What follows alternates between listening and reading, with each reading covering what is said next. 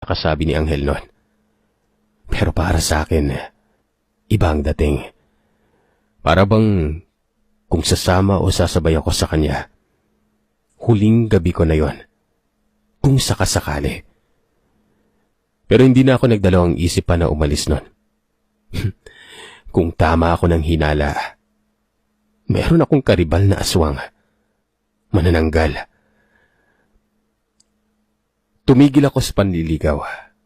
Hindi na ako bumalik. At hindi ko na alam kung ipagpapatuloy ko pa ba ang panliligaw ko kay Rosa. Hanggang sa umabot ang mga araw na unti-unti na akong nakamove on. Naks, siguro mga 6 na buwan matapos akong tumigil nun. Muli kaming nagkita ng kaibigan kong si Lito. At dito, naikwento ni Lito sa akin ang lahat. Dahilan, para ikwento ko din sa kanya ang nasaksihan ko nung huling gabi ng panliligaw ko kila Rosa. Ayon kay Lito, mula nga nang nanligaw si Anghel kay Rosa, ay may mga manliligaw si Rosa na bigla na lamang tumigil. Yung iba talagang tumigil talaga dahil siguro nawalan na ng pag-asa kay Rosa. Pero merong mga manliligaw na hindi lang basta-basta tumigil nun, kundi bigla na lamang nawala. Pinaghahanap ng otoridad at ang lahat ng pagkakaparehas na mga ito ay manliligaw nga ni Rosa. Siyempre, nagtaka din si Rosa kasi sa kanya lahat ng turo eh. Bakit siya tumatanggap lang naman siya ng ligaw nun, di ba? Hanggang sa isang hapon nun, merong manliligaw pa na isa si Rosa na tumakbo sa barangay ni Lito. Humihingi ng tulong. Sugatan nito. Dinagit at nabitawan umano siya ng isang nilalang na may malaking pakpak. Pero walang mga paa.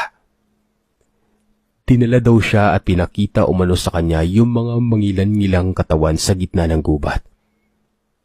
Sa parte ng gubat na hindi talaga pinapasukan ng mga tao nun. Sa pagkakampante umano ng nilalang na mapapatay niya itong lalaking nakatakas ay sinabi nito na lahat umano ng mga labi o tira-tirang parte na naroroon ay ang mga naging karibal niya kay Rosa. At isusunod umano siya nun. Maswerte na lamang ang binatang ito dahil meron itong daladalang tansong patalim. Dahil naniniwala ang pamilya nito sa mga masasamang elemento. Kaya nagawa nitong sugatan ng manananggal. Nabitawan siya nito kaya siya nahulog doon. Hindi naman kataasan ang binagsakan niya. Patuloy siya sa pagtakbo noon hanggang sa makalabas ng kakahuyan. Naituro sa otoridad ang mga katawan.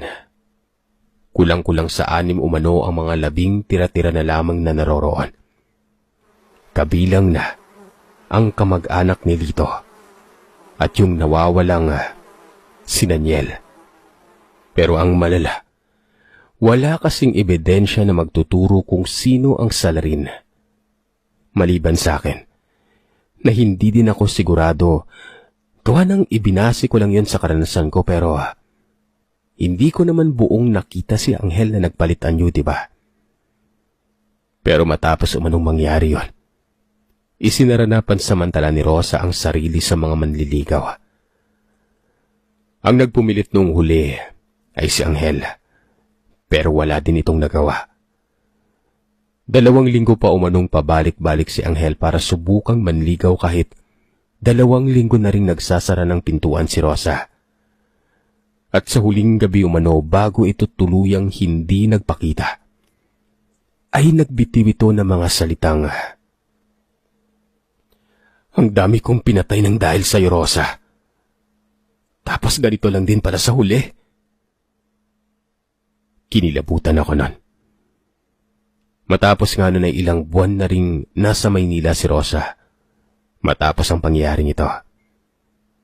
Natatakot ito na baka balikan ni Anghel.